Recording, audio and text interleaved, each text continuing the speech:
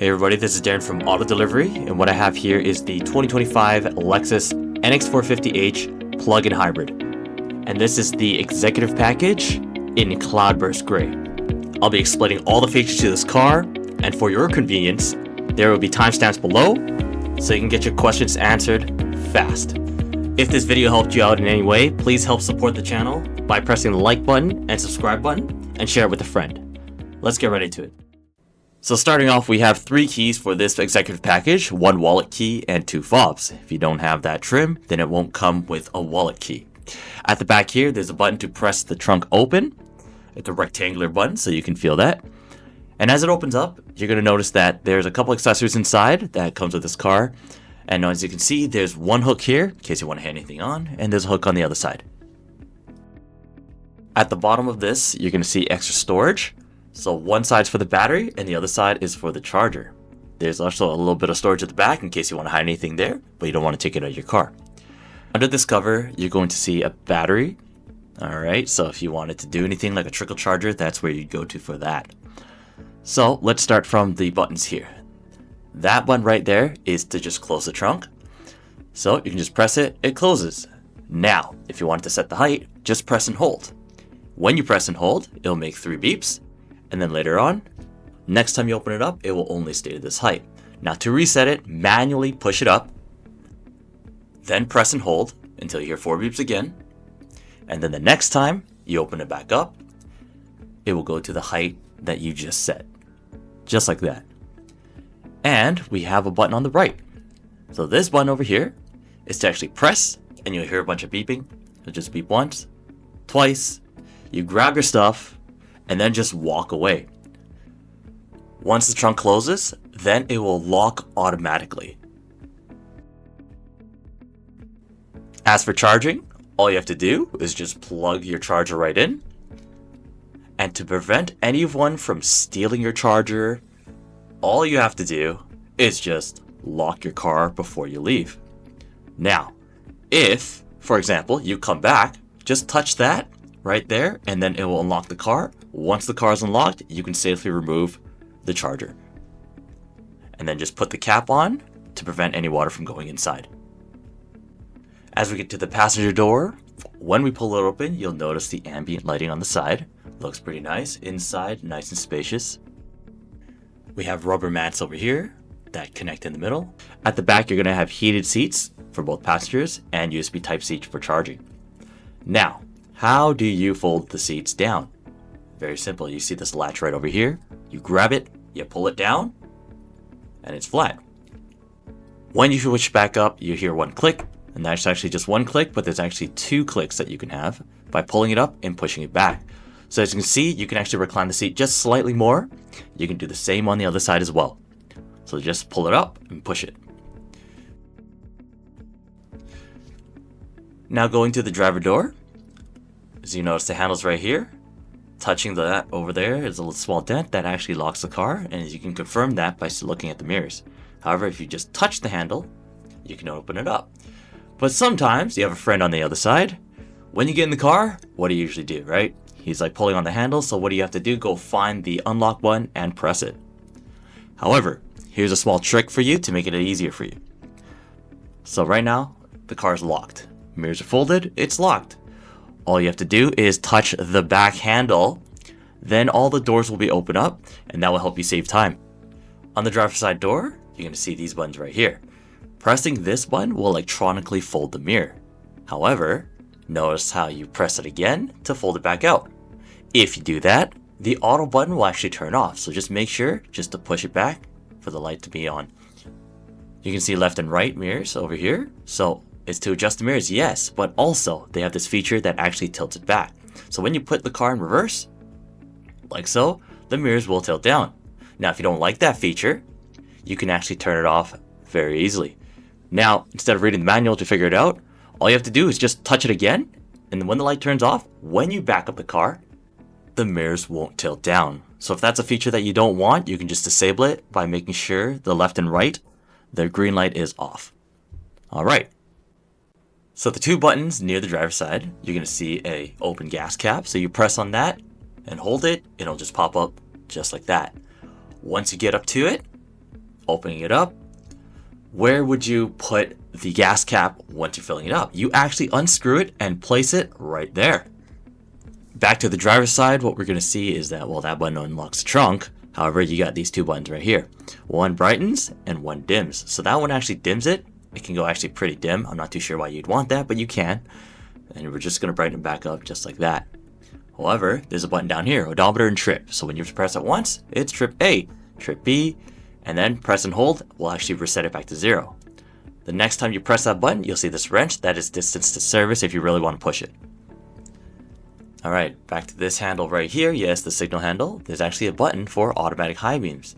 As you know, high beams are usually blue, so it's going to look like that. But if you touch this button, you'll see a green version of that, and that is auto high beams. That'll actually dim the lights if there's anybody in front of you or on oncoming traffic on the highway. Other than that, you have auto lights. Yes, you can manually turn it, but however, it's best to just keep it on auto. It's what everyone does. Over here, you have fog lights, turning it on. So you can see right there, fog lights are down there if you need, but usually people just have that off. When it gets foggy, feel free to turn it right on and you'll see the indicator right there. Now for the wiper blades. Alright, so you're going to see that I'm not actually going to turn it on, but over here you can see it. You can actually get the intervals just right over here if you want to adjust it, but if you keep it in the middle, it's on auto, so we'll just keep it right in the middle. If turning this knob over here, you can actually see the back wiper blades turn on. But again, it's dry, I'm not going to do that. So you're going to see touch sensitive wheel buttons. You can actually see it down here as well. Now usually people just keep it on this setting right here for the phone and voice command. Pressing that button will actually flip the page. But however, people don't really use this because your music's already there. However, just pressing it back changes it back to how it was. So phone calls and voice command. This is the most useful feature. And skipping tracks if you want to. On the right side, you're going to see some buttons right here. So same thing, touch sensitive, but you get the cruise control right here. Now, touching that button again will flip it to the other page. But as for this page, you get the following distance, lane tracing assist, and this is pretty much for the cruise control. Following distance follows cars in front of you, and if they slow down, you slow down. They speed up, you speed up. If you want to press the mode, it pretty much turns it off, and you press that again, it just sets the distance. However, this page right here, actually, if the heads-up display is too low or too high, you can actually adjust the position by pressing up and down. But left and right changes the display on the inside. There's a lot of things here, but however, people just usually like to use the energy monitor. This over here, you can actually see what's being used, how full your battery is, and your EV driving ratio. In the middle, you're going to see these buttons over here. That's the automatic parking brake, but you honestly don't have to touch it. It is automatic, so anytime you take it off of drive or park or reverse, you'll see. So I'm going to do park into drive. It turns off just like that. It's automatic. Press P to park it, and it turns back on just like that. So you honestly don't need to touch it. But this over here, now that is for light off-roading. This over here, you'll see an indicator that's like this. So it's usually if you want to go off-roading, it just gives you a little bit more traction to the wheels. And if one tire is spinning faster, it'll actually stop the tire and actually transfer the power to the rest of the wheels. Traction control off. That button over there, you usually only press it if you are stuck in the snow. Traction control will actually get confused sometimes if you are stuck, but touching that is a last resort to get out. So what you can see is that this over here hits EV mode, EV auto. What are these buttons, right? So EV auto will automatically change it from electric vehicle mode and hybrid vehicle mode. It will do its own thing. If you want to press it for automatic, just press it and forget about it. However, there's going to be a button up here. If you press it once, it'll change it to HV mode, hybrid vehicle, so you can drive this car like any other hybrid. However, if you are low on battery but have a lot of gas, you actually press and hold for charge hold. So I'm going to do it right here, but it's not going to work because the battery is full. So you can see that battery charge mode is unavailable. So now as for brake hold, you need actually two conditions. So one in drive, two, your seatbelt's on. So let me just show you right now. So I'm going to put my seatbelt on and now put the car in drive. And now I can press this button. So when I press that button, you're going to see a green light that says hold and an amber light that says hold. So what does that mean, right? So you can actually let go of your foot and the car will still be stopped. So the amber light is saying that your car is actually currently being held, but as soon as you just give it a little bit of gas, it will let go and your car will start going forward. Your next complete stop, it will hold the brakes again, just like that, let go, amber light is on, the car is being held by the brake hold system. Now there's a question that comes up sometimes. What if you accidentally press the brake hold system while your brake is being held? Like some kid touches it or you accidentally elbow it. When you press it, it won't actually turn that off until you park the car. So press P, car's parked, and then now you can disable the brake hold. So as for the driving modes, we got Eco Mode, Sport Mode, and Normal. So twisting it to the left, changing it to Eco Mode, saves you gas by actually reducing your throttle so your car won't be as fast. Pressing the button just changes it back to normal mode if you want to just drive a regular car just without Eco Mode. It's kind of sluggish. But however, changing to Sports Mode to the right, you're going to see that it turns red. It does go a lot faster, but it does use more gas. Right here you got the 360 camera right over here and the auto park feature. But however, I'll be linking that to a separate video. But for now, let's talk about the view button.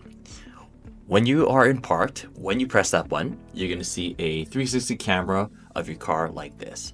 However, if you put the car in drive, like so, then press the view button, you can actually see in front of your car and the sides of your car. So you get the bird's eye view, you get the front of the camera, so it's great for ferries or anything like that. But however, that is just one aspect of it. However, if you put it back on reverse, it's automatic, so you don't actually have to touch that button. You can see, backup camera, 360 view, and this is going to make your parking a lot easier. So at the left over here, we have the front defogger, and over here you got the rear defogger plus the mirrors as well. Climate control, adjust it by just swiping. You got over here the temperatures. You can actually just have dual zone climate control if you'd like. So one side could be super hot, the other side could be cold. You can do this. However, if you're by yourself in the car, just press sync, and then you can control both climates on both sides, like so. So therefore, you don't have to keep turning it when you're by yourself. There's the auto feature right there. You got the heated steering wheel, 2 levels. It'll heat up this entire steering wheel. However, if you find it too hot, you can actually turn it down. You've got the heated seats and the ventilated seats. So I'm just going to turn them off. That side is for the passenger side. You got the fan directions right here. Also, you have this. Now, the climate feature, you're going to see that you can actually just have it on auto. You also have S-flow, so those are directing the fans to the occupied seats. So that means if you're by yourself in the car, passenger side won't be on, and the back, the fans won't be on either. Saves you a little bit of power on the motors, but however, up to you if you want that. Eco Heat and Cool is just to save you a little bit of gas and electricity on just the climate controls. However, you got the windshield wiper de-icer. So that over there, let me just show you. So if I get out of the car, let me just show you on the windshield. So just like the bag has those lines that heat up, you actually get a bunch of them at the front. So sometimes you see people with their windshield wipers just up, but you don't have to worry because once you press that button, it'll actually melt the ice on the windshield wipers just like that. You got this button over here that is the shortcut. So if you use a certain setting a lot, but a lot of people just use this for quick access to play with the heads-up display. So you can actually turn it off from here, just like that. If you find it distracting, you can turn it off. This part right here is the music. Now you can actually tune your radio stations. It's a little bit different. Okay, so there's no tuning knob, it's just a volume knob, but you actually type in the radio station that you want, AM or FM. So for example, Virgin Radio 94.5, you press tune, and it shows you the radio station right here. And touching the heart button actually removes it from favorites because it was already on, but if you touch it, it will actually remove the favorites. You can remove the presets as well, just like so. Then you get a fresh page. You press done editing and it saves it like that. However, if you wanted to favorite it again, just press the heart button and it'll be added to your favorites. Now, for example, if you want to tune another radio station, so all you have to do is go AM, maybe like News 1130 or something like that. Press tune And then again, press the heart button, and now you have 2 presets. So this is a great way for you to actually change the radio station. So go right here, change the radio stations without having to look away from the screen, because usually people would have their navigation up there, and that'll be kind of annoying. However, the phone button will be for your Android Auto or Apple CarPlay. These over here would be for the driving assist. Now, I'm going to have a detailed video on all the driving assists later on. But however, just know that blue means it's on, gray means it's off. Okay, so you got the blind spot monitor, that's pretty basic. So we're just going to turn it back on by pressing that button again. All right, what else do we have here? Okay, we have trip information if you wanted to see that as well. Energy flow, pretty much I made the shortcut at the start, so you don't actually need to see that. You rather see your navigation and your CarPlay or Android Auto. You got charging schedule, all-wheel drive, the traction, all that stuff. And then you also have the tire pressure monitor. So if the tire pressure is low, it's going to tell you in the front of the screen, but this is to find out exactly where it is. So in the settings side, you can actually have the Bluetooth devices. You press on that, and that's how you pair up your Bluetooth. So just press on that, go to your settings, and select Lexus NX. So back to the setting page, we're going to see that there are a ton of settings right here. Usually what people like to, play around with is the sound tuning first. So, if you want to increase the bass, where the sound will be directed, you can definitely change it right here. There's also, you can see a Wi-Fi, right? You can actually hotspot your phone if you'd like. If you have a lot of data and you can't use it all yourself, there's a Wi-Fi setting right over there as well.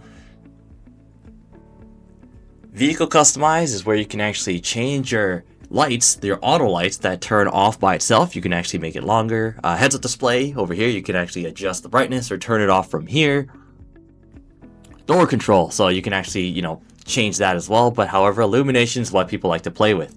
So you can go to custom, well, up to you what you want, but I usually suggest people, pick from the rainbow right here, right? Whatever color you want. So you can actually say right now it's nice and purple, right? Also at the back as well. It looks nicer at nighttime. But it looks pretty nice already. So you can change it to blue, press OK, and then instantly it changes. Just like that. The lights aren't actually flashing, that's just the camera. However, you can change it to, say for example, you want green. Just like that, just press OK, and there you go. So there's actually a lot of colors you can pick. But however, say for example, if you think, oh, like some of the lights are too bright, like what are you going to do, right? Well, it's not going to be as bright, but however, you can set the brightness for all of them or individually by zone. Just the foot area is looking a lot more bright because we got that little paper there. It's white, so it does reflect a lot, but you can actually dim it so it's not as distracting for you if you don't like that feature. But however, it's nice to have a nice ambient lighting touch to this car. Makes it feel a lot more luxurious. This is one of the biggest reasons why I do want this car as well. We're almost done with the video, so a couple more things. You got the mirror. Okay, so you actually can pair up the 3 different garages by pressing this. Yes, it'll walk you through, but pretty much you get to this part right here. You would just press and hold the garage fob to it. Now, if it flashes green, that means it's paired up. But however, it usually doesn't work for condos.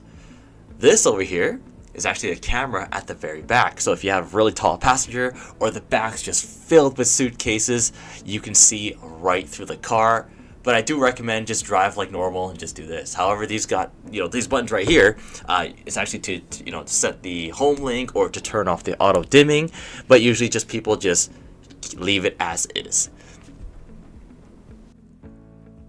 So for this area over here, you can see there's a lot of things you can press. But these lights are touch sensitive, so if you want to just have a light for yourself, you don't want to wake anyone up, you can press that. If you press any of the front 2, all 4 lights, even in the back, will light up as well. So this door button over here, if you want to clean your car and you don't want to drain your battery, you can do that. But if you press that button, that means if you open the door, the lights will turn on. So if it doesn't turn on, just press that button, make sure it has a green light, and it'll do it automatically. So you do have the SOS button right here. You can call for roadside or emergency services. You can do that as well. You got a tilt right over here. If it's raining, you want to breathe. Also, this opens the sunroof, just like that. Correction, it's actually the moon roof, but as you can see, when you open the moon roof, you get this little mesh catcher over here, so any leaves or anything like that, it'll get caught. So the final button for this car would be these two right here. You can actually close the entire shader right here. Now, in case it's like you would usually close that if it's like just really hot, super sunny, and you forgot sunscreen and you don't want your head to get sunburned, you can do that as well. However, you can press it again to stop it halfway. So if you wanted it, but the people in the back don't, you can actually just, get a nice compromise like that. However, once it's fully closed, you can actually press the open moonroof button and both of them will open up. Just like that. So that about wraps it up for this video. I hope this helps in any way. I hope I helped save you time. I hope I helped you understand what a button does. So if you please like and subscribe to support the channel. And thanks for watching. This is Darren from Auto Delivery, signing out.